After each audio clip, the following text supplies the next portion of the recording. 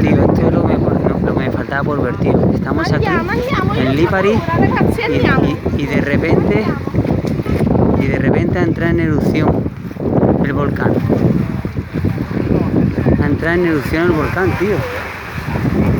¿Tú sabes lo que pasa? Que la gente se está levantando, puede caerse, porque se está poniendo nerviosa.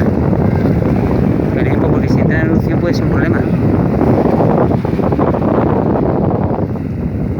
Qué masote, tío. Qué barbaridad, macho. Qué barbaridad.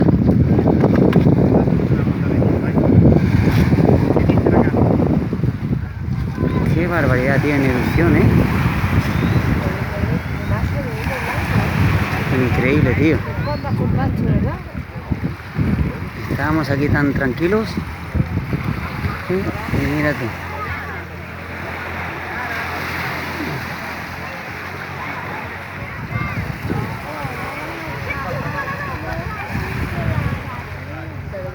Increíble, macho.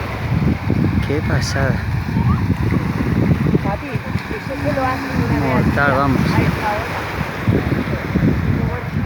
En fin, otra experiencia más.